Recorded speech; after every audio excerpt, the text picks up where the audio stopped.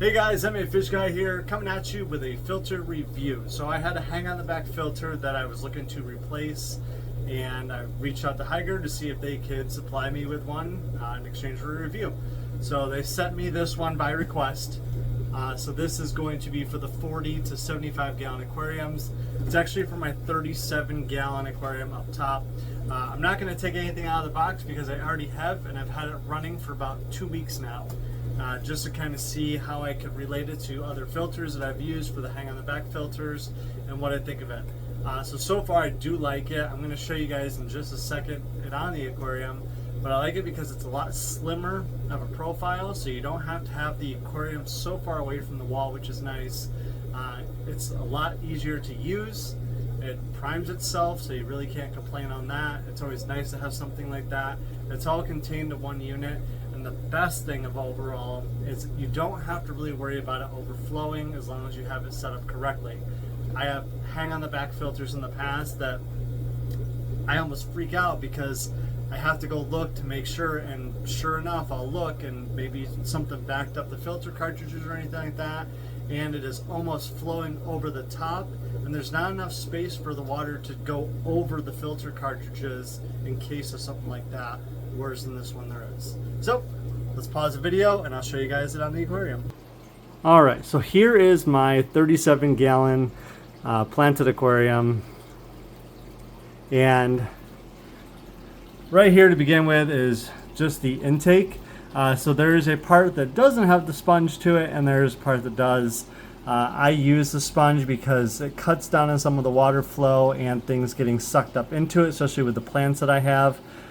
So that has definitely been a concern. So with that, it's just like a sponge filter. You're going to take it out every so often. You're going to squeeze it out and get rid of some of the gunk and nastiness that's on it.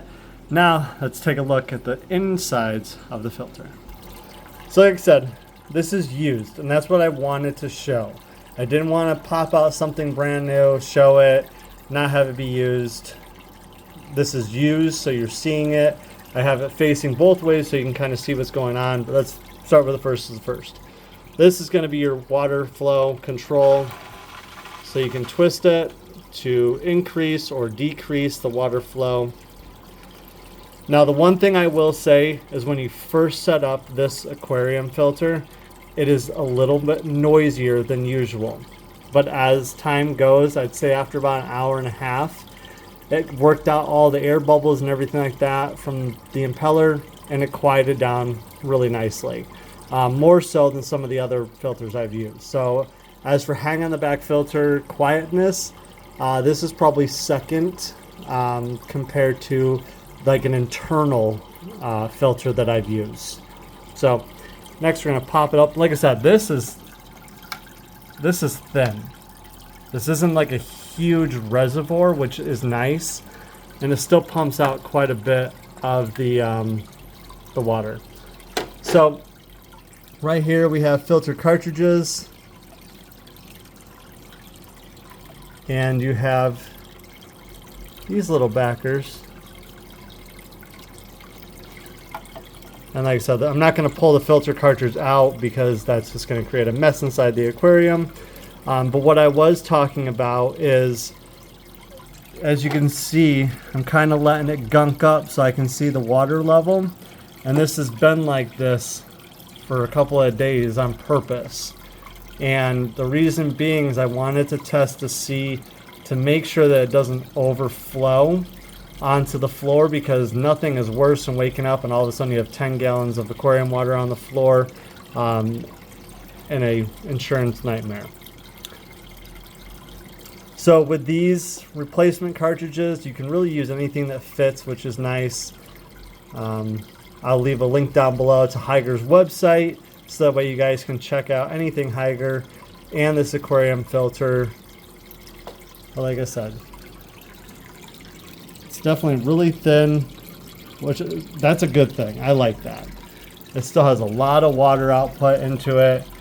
It does a really good job filtering everything out with the cartridges. I had a really cloudy tank, and within, I'd say, about 6 hours, everything had cleared back up again, because of the filter I've been using was just junk. So here's a look from below. So it does have little tabs and stuff like that that you can use to pop it in, pop it out. Mine was leaning back a little bit, and I didn't like it resting on the aquarium glass just in case that was making noise. So the foam that it came with, I did pop into there just to kind of give it a little bit of space. But everything is contained inside everything. So you don't have the motor separate from the actual container. That can create another leak point as well in other filters. So with this being fully contained, there's no really need for alarm on that. Here's another view. Sorry, the aquarium's dusty. I have a pellet stove, but just a side profile view. And the last thing, I don't know if I said, but that is a telescoping input or intake. So it can move down, and that's about as high as it goes up. But it can go down to about where the driftwood is, but I don't really have a need for that in this aquarium. So if you're looking for a new hang-on-the-back filter, check out this one from Hygger. They have sizes that go from small tanks like 5 gallons all the way up for this one rated up to a 75 gallon. So thanks for watching, guys.